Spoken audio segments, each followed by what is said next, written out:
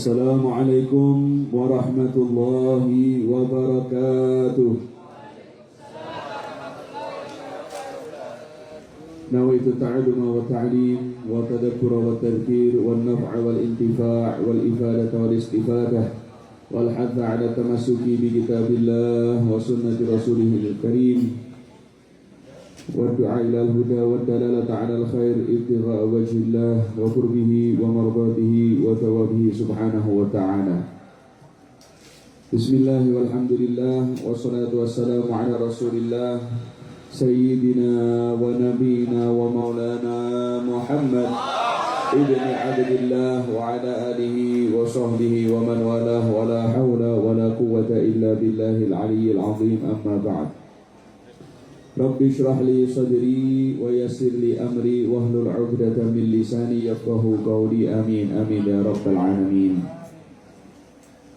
Hadratul muhtaramin,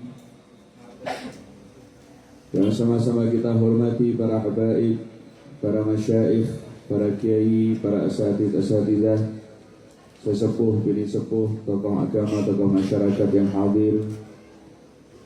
Wabil khusus Sayyidul Walid Al-Habib Farid bin Masyur Al-Munawwar, akhirnya Sayyid Muhammad Zainal Abidin bin Farid bin Masyur Al-Munawwar, dan seluruh sesepuh, bini sepuh, tokoh agama, tokoh masyarakat yang hadir yang tidak bisa saya sebutkan satu persatu namanya tanpa mengurangi hormat dan ta'zim dari saya. Semoga Allah Subhanahu wa Ta'ala panjangkan umur beliau semua, berkahi umur beliau semua dalam keadaan sehat walafiat ala ta'atillah. Amin amin ya rabbal alamin.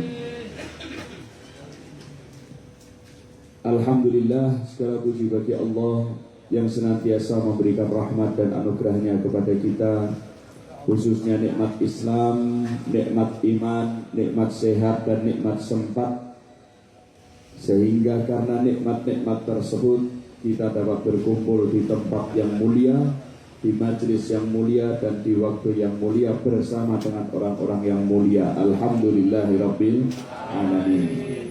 Salawat dan salam bersama kita panjatkan kepada baginda besar Nabi Muhammad sallallahu alaihi wasallam yang senantiasa kita nantikan syafaatnya kelak di yaumil qiyamah. Amin amin ya rabbal alamin. Niki kados nggih pun do kesel nggih. Nggih cetha. Nggih tapi boten napa-napa. Niki kesel-kesel yo hadir maulidan, kesel-kesel yo pokoke disemangat-semangatke, kesel-kesel pokoke tambah ganjarane. Amin ya rabbal alamin. Karena dikatakan al-ujur ala qadri ta'ab. Ganjaran ini tergantung daripada jerih payahnya. Ketika kita hadir di majlis, wah mbok kesel-kesel, pokoknya niat hadir, pokoknya niat khusyuk, pokoknya niat jupuk barokah, insya Allah semakin kesel semakin kathah barokah. Amin ya rabbal alamin. Hadirin hadirat yang dirahmati Allah,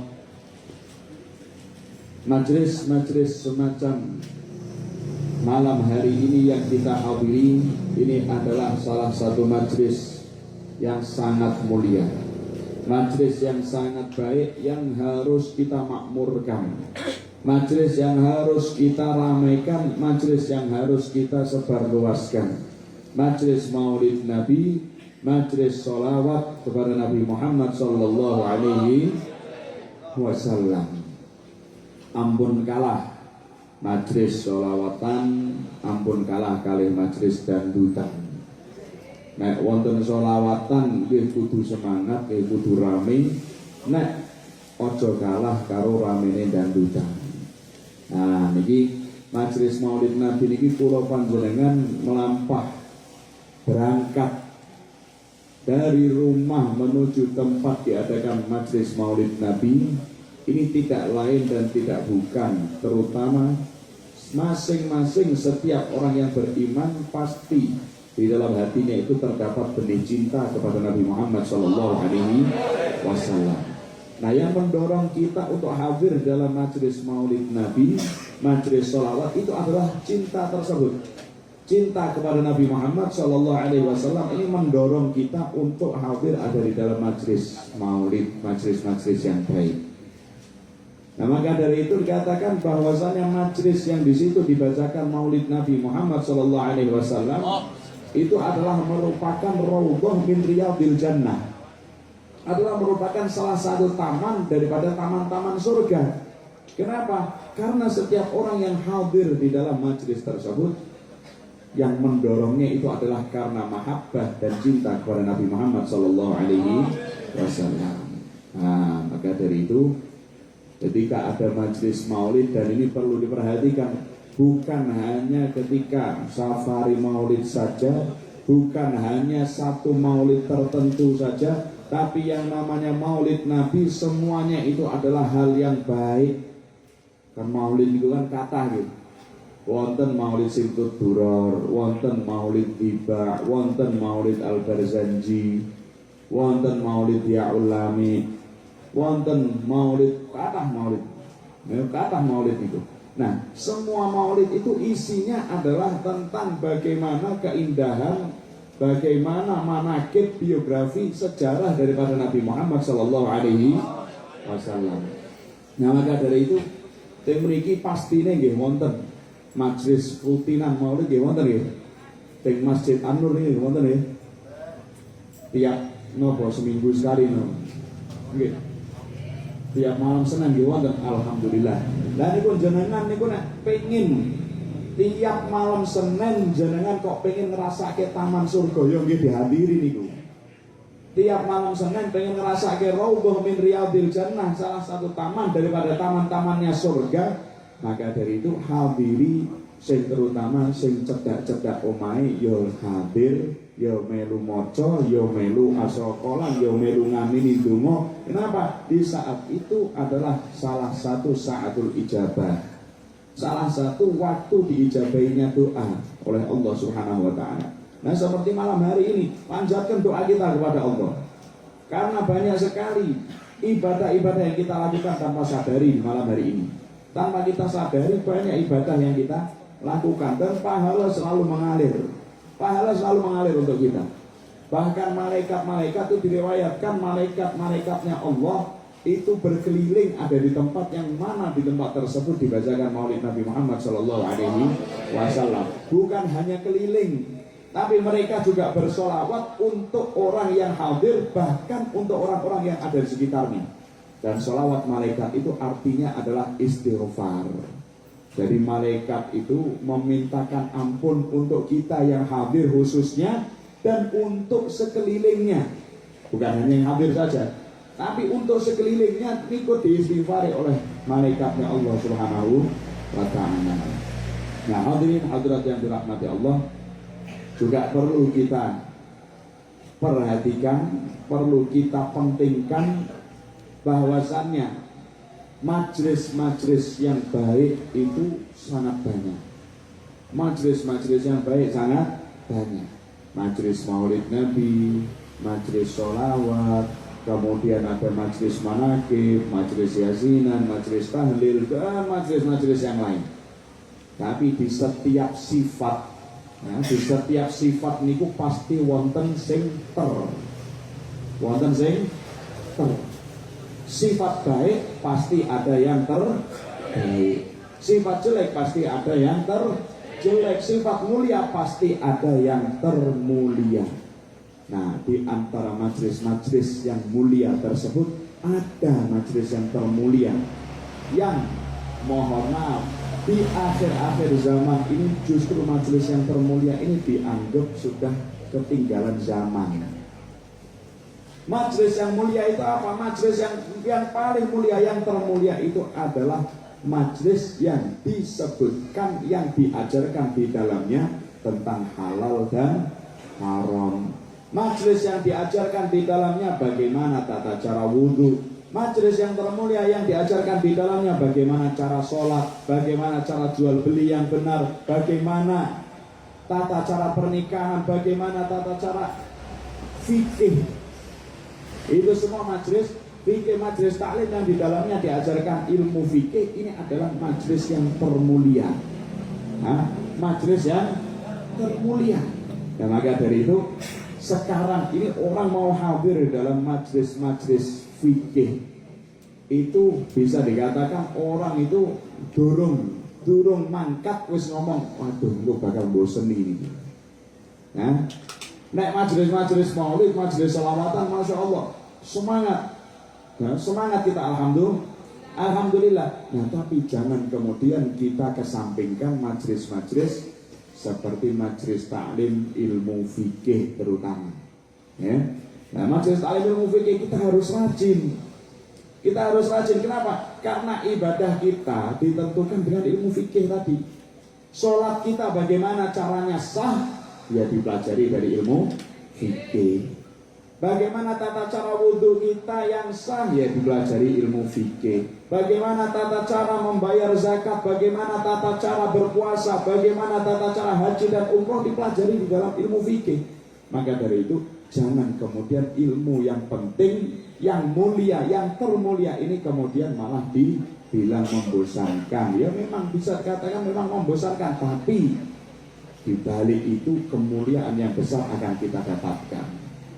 Mohon maaf, orang yang sholat tanpa tahu ilmunya sholat, ini itu bahaya. Bisa jadi ibadahnya tidak diterima oleh Allah Subhanahu wa Ta'ala. Orang yang berpuasa tanpa tahu ilmunya, bisa jadi ilmunya pahala puasanya itu tidak diterima oleh Allah Subhanahu wa Ta'ala. Wa kullu man bi ghairi ilmin ya'malu a'maluhu mardudatun la tuqbalu.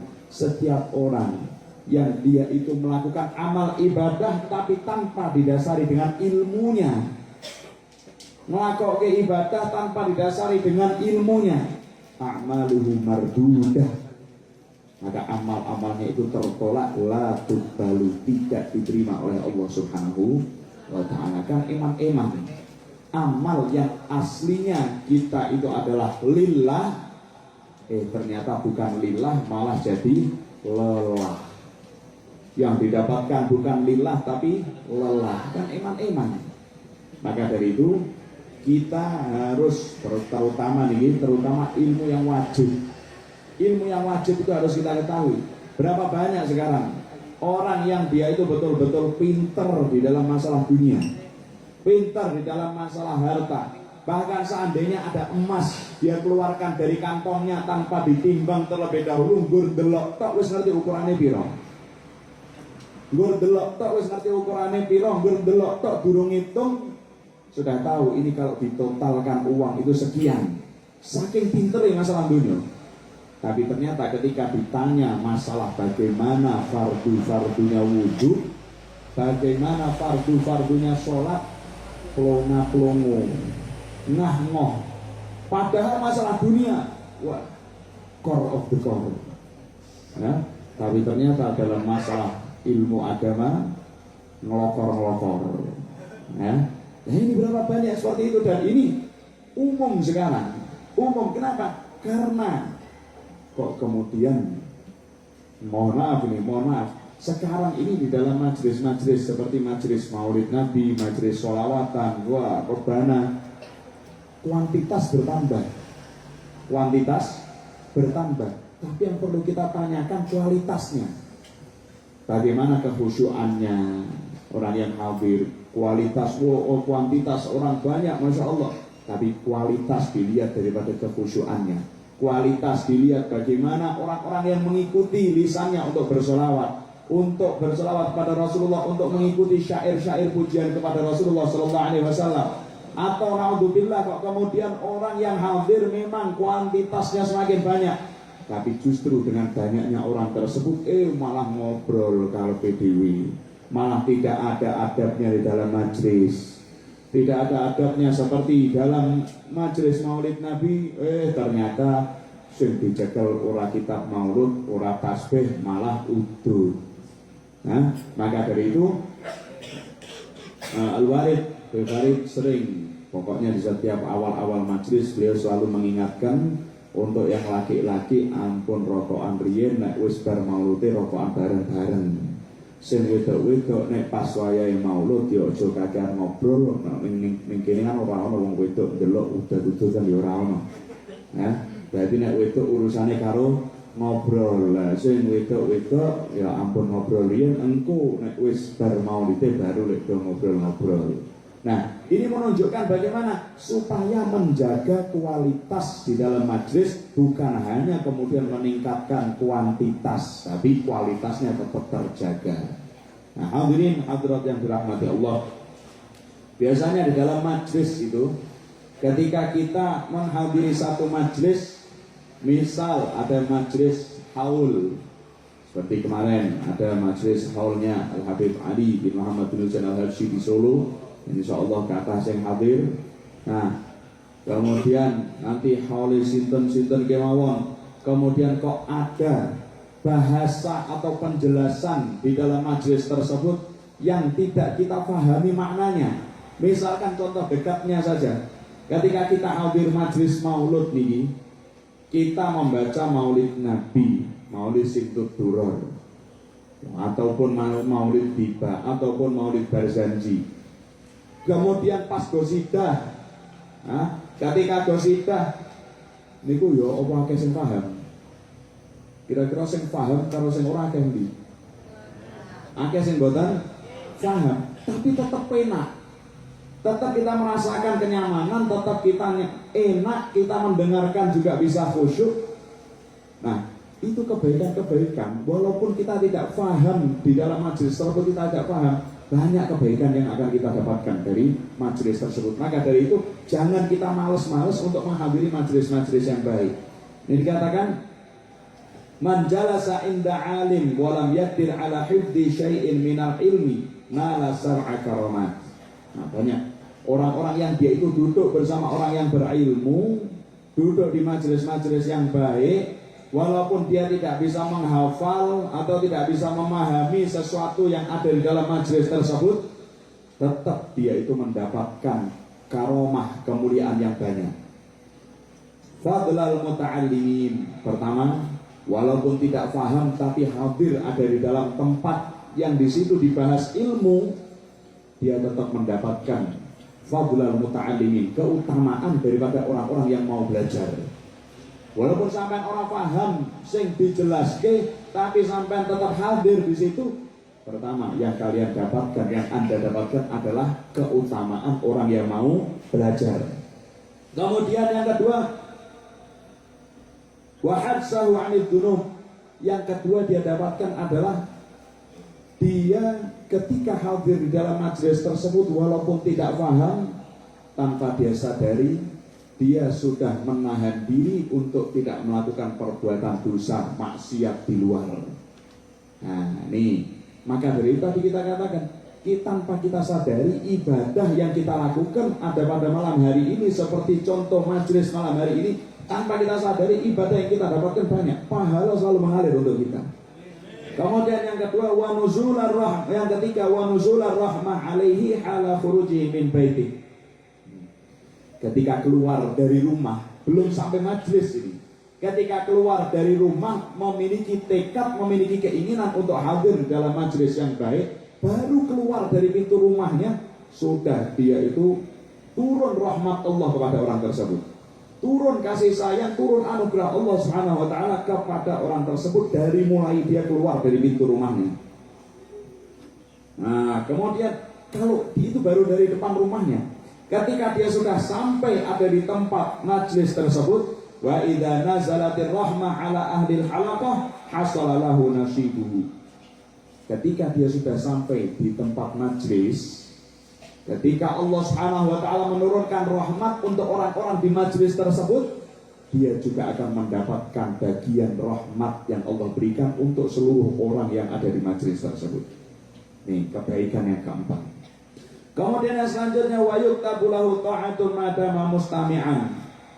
Walaupun tidak paham, misalkan jenengan kok ora paham apa sing tak omongke, walaupun tidak paham tapi tetap berusaha untuk mendengarkan, yuktabu lahu ta'ah, maka dicatat untuknya dia itu mendapatkan pahala ibadah, pahala taat kepada Allah Subhanahu wa ta'ala. Kemudian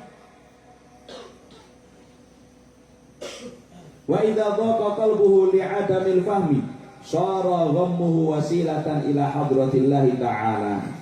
Nah, ketika dia itu merasa sumpah, kan wong nek ora paham, misalkan ke ning Habib Ali sing sampaikan nganggone bahasa Arab nek hol kali maulite nggih wonten para jemaah. Tapi nek jenengan kok hadir wonten teng rohani, jadi 1 hari sebelum hol di sore hari niku mboten wonten Indonesia nih. Mboten wonten Indonesia nih, awal akhir sing diwaos niku nggih nganggo bahasa Arab kok.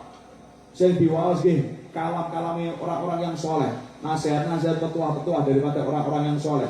Nah, niku nggih sing hadir kathah ewon, ayo mungkin sing paham nggih wong sithik. Nah, bagaimana? Wa idza dhaqa qalbuhu li'adamil fahmi, ketika hatinya itu sumpek karena ketidakfahamannya terhadap apa yang dia dengarkan, syara ghammuhu wasilatan ila hadratillahi ta'ala, maka perasaan sumpeknya dia itu menjadi perantara untuk sampai kepada Allah Subhanahu wa ta'ala. Rasa sumpeknya dia karena tidak paham tadi itu, tapi tetap dia mendengarkan, khusyuk mendengarkan. Rasa sumpeknya itu justru menjadi perantara yang akan menyampaikan dia kepada Allah Subhanahu wa ta'ala. Kenapa? Karena Allah Subhanahu wa ta'ala berfirman dalam hadis qudsi, ana indal munkasirati qulubuhum min ajri. Aku ini ada bersama di sisi orang yang hatinya itu hancur karena sebab aku. Artinya hancur karena sebab aku. Orang yang dia itu tidak paham terhadap satu ilmu, dia menyesal. Dia sumpah, coba kok aku ki pinter, coba kok aku iso bahasa Arab, maka aku akan paham apa yang diucapkan, maka aku akan mendapatkan faedah yang banyak. Nah, di saat itu dia, selasa sumpahnya dia itu dapat menjadi wasilah perantara menyampaikan dia kepada Allah Subhanahu wa ta'ala. Nah, maka dari itu ini di dalam majelis ini itu adalah kebaikan-kebaikan yang sangat banyak untuk kita. Tanpa kita sadari kita mendapatkan kebaikan yang sangat banyak. Ini yang disebutkan di sini tadi cuma 7. Padahal masih banyak lagi yang lainnya yang tidak kita ketahui. Nah, maka dari itu hadirin hadirat yang dirahmati Allah, majelis Maulid Nabi, majelis sholawat adalah majelis yang mulia. Tapi jangan lupa bahwasanya majelis yang termulia itu adalah majelis yang mana di situ dibahas tentang halal dan haram, saya ngajari sholat, saya ngajari wudhu, saya ngajari jual beli yang sah, saya ngajari tata cara jual beli, tata cara zakat, haji, umroh, pernikahan dan lain-lain. Fikih itu adalah majelis yang termulia. Maka dari itu jangan kita lupakan di dalam majelis kalau bisa disisipi masalah fikih, disisipi masalah ilmu. Nah, hadirin hadirat yang dirahmati Allah, mudah-mudahan apa yang kita sampaikan ini dapat membawa manfaat khususnya kepada kita yang hadir dan juga kepada orang-orang yang kita sayangi, orang-orang yang ada di sekitar kita. Amin ya rabbal alamin. Rabbil fa'ala barakatihim wa bil husna bi hurmatihim wa misna bi tariqatihim wal mu'afati min al-fitani hadza min al-'afwi minkum. Assalamualaikum warahmatullahi wabarakatuh.